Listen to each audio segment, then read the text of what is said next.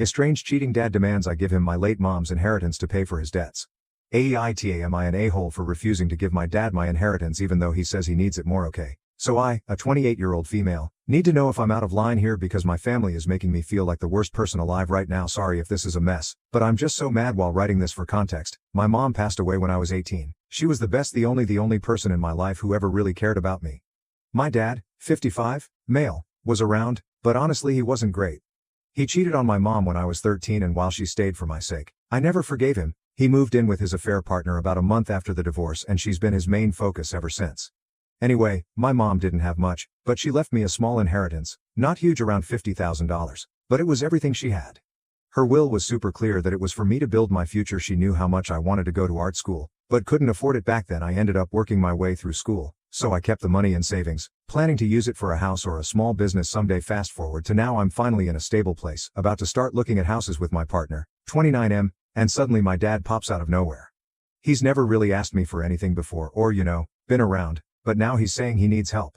Apparently his wife got into a death from gambling and now they're at risk of losing their house, his assets temporarily, and he'll pay me back, but I know that BS, he's never been good with money, and his wife, let's just say she doesn't exactly scream responsible. I told him no, that this money was for mom, and she wanted it for me. He got all defensive, saying she'd want me to help family and that I'm being selfish for hoarding money I don't even need right now. Like, are you kidding me? Now my dad's side of the family is all up in my business, saying I should be a bigger person and help him out in his time of need. My aunt even called me to say that I'm disrespecting his role as my father. What role? The man barely raised me. I feel bad because, yeah, it's a lot of money, and I guess they could lose their house, but at the same time, why is it my responsibility to bail them out? When they've done nothing for me. My mom trusted me with this money, and I feel like giving it to him would just be spitting on her memory. Am I the a-hole for saying? Now for the top comments, not the a-hole. Your mom died and left everything she had to the daughter she loved, not the ex who cheated on her, forgot everything else. Your mother would want you to give everything she ever saved to her ex and the woman he cheated on her with. Ignore them both, use the money however you choose, and rest easy knowing it's what your beloved mother would have wanted. Yeah, mother would roll over in her grave if Opie gave any money to her father. Not a hole, that's your money and no one else's. All of these posts about family and money on this sub are crazy. Does this thing actually happen? Sadly, yes, family is the worst because they feel entitled. One of the many reasons I'm in no contact with my younger sister. Next story. Am I a hole for tearing down my half-sister when she asked me why I couldn't have saved my mom's name for her to use for a future daughter? I, 27, female, gave birth to my first child a month ago. My husband and I named her after my late mom, with a favorite name of ours as her middle name. My mom died 10 years ago, and using her name was always something I wanted to do. It when my half-sister was 24. Female first heard a name, she got a little pouty and asked why I didn't see if she wanted to use the name instead. She said she had always imagined giving her first daughter my mom's, not her mom's name. I told her I'd always intended to use my mom's name. My half-sister said my mom was basically the closest person she ever had to a mom, and that she was always so sweet and accepting of her, and that using her name would have been a nice way to show respect and appreciation. She said I didn't need to use it. I said I'm a mom's daughter, so of course I get to use it. My half-sister replied that we were all family. I emphasized in response that I was my mom's only child. My half-sister said that might be true, but my mom had accepted her into the family as well. This is where I might be the a-hole, because I told her that wasn't true. I said my mom hardly had anything to do with her. I explained that my mom didn't want to take her frustrations out on kids, so she tried to be kind when she couldn't avoid her, but she absolutely didn't love or accept her. I told her to get real if she thought the woman who was cheated on would love and accept the child that came from the affair. I told her she shouldn't be trying to imply she had more of a right to my mom's name than I do when she was nothing to my mom, and her child wouldn't be either. She left in tears. Background: my parents were married and had me. Mom found out dad cheated on her and got his other woman pregnant, so she divorced him. She had primary custody of me. My dad ended up with his whole custody of my half-sister. My dad made every effort to stay in my life, but he always brought my half-sister when he came to support me. My mom hated it. She never said that directly to me, but I overheard her talking to my aunt, her grandma, about how much she despised seeing my half-sister there. She said it was tough when my half-sister would reach out to her, but she didn't want to be mean to her face. My mom also told my dad she didn't want to be active in my half-sister's life. Over the years, my half-sister tried to spend more time with my mom. She would pack to come with me when I was going home to mom, or she rushed out the door when mom picked me up. Trying to hug and talk to her mom wasn't warm to her, but my half-sister ignored it when my mom died. My family and I had a private cremation, and my half-sister was upset she couldn't attend. So my dad and I stopped speaking after that because he said I should have ensured my half-sister could be there. He never discouraged her from PT for my mom, even though my mom had told him she didn't want a relationship with her. Since my half-sister ran out crying, she's texted me saying I was cruel and didn't need to crush her hope that my mom loved her. She said she'd hoped to be wanted by at least one female figure in her life. She also said, I never wanted to Be with her and dad. And then I didn't want her with me and mom. Either am I a hole. Honestly, I blame your father for all of this. Your sister clearly spent her childhood wish for a mother in her life, and instead of taking responsibility for his failures, your father tried to push the woman he cheated on into being a surrogate mother to his affair baby. I hope when things are calmer you can encourage your sister to seek therapy to address how much your father's poor parenting messed her up. True. The father's actions and lack of responsibilities are at the root of this whole issue. He created a deeply unfair situation for everyone involved, especially his daughters.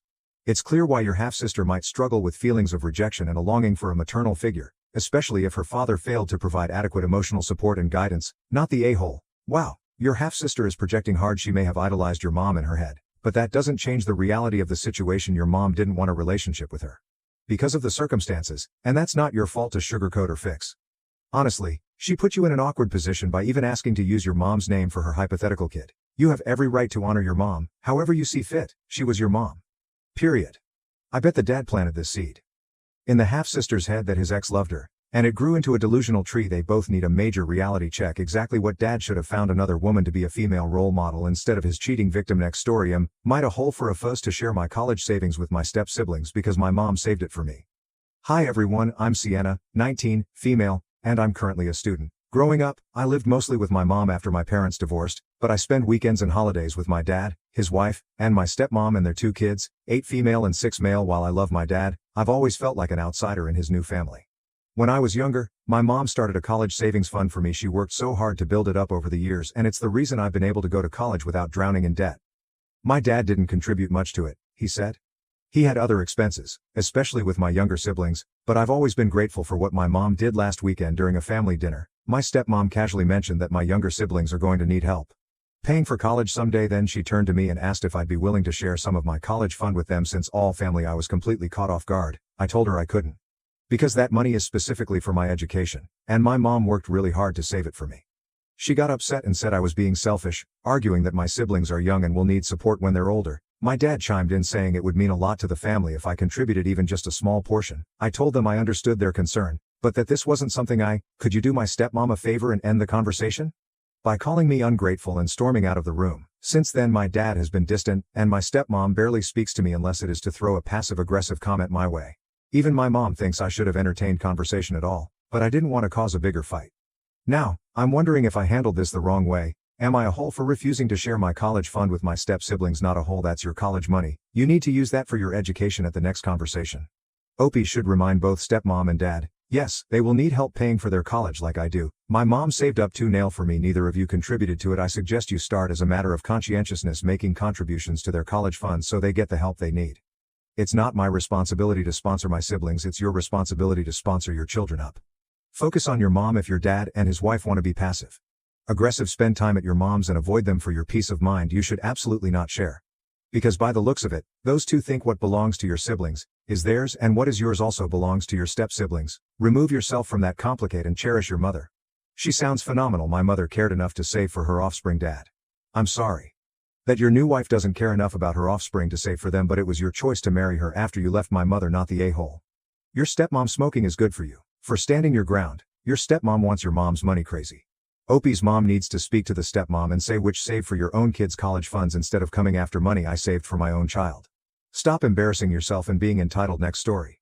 Am I the a-hole for refusing to name my baby after my partner's family tradition? Female, 27 male, 30, I am currently 8 months pregnant with my first child.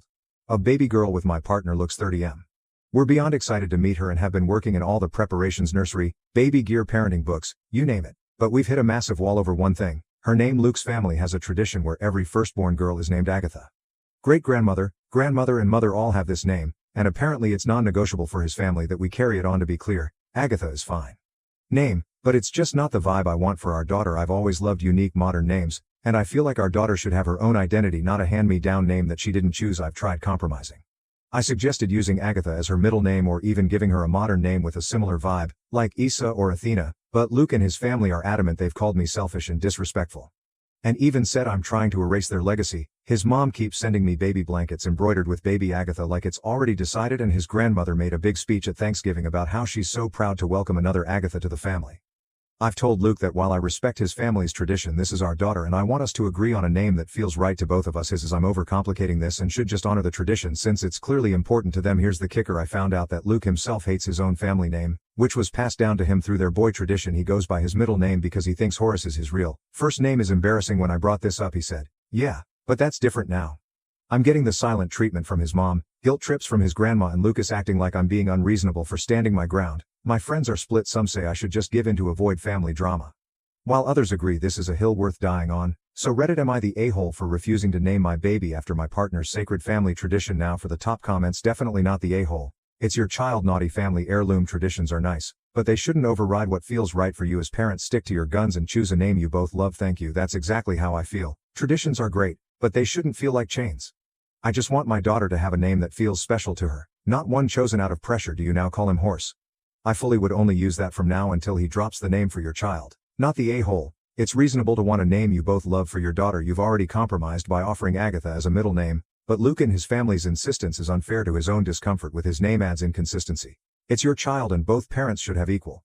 Thank you for understanding. Offering it as a middle name felt like a fair compromise to honor their tradition without it defining her identity. It's frustrating that Luke doesn't see a double standard. Refuse to call him anything but Horace and silly start supporting you, the person growing the daughter currently camped out on your bladder. Not a hole. Next story: am I a hole for refusing to let my boyfriend's sister live with us after she was kicked out by her own parents? My boyfriend, 28, male, and I, 27, female, have been together for 5 years, and we've been living together for the past 2. We're happy and generally get along well, but recently his younger sister, 21, female, was kicked out of their parents' house after an argument. She didn't have anywhere to go and asked if she could move in with us.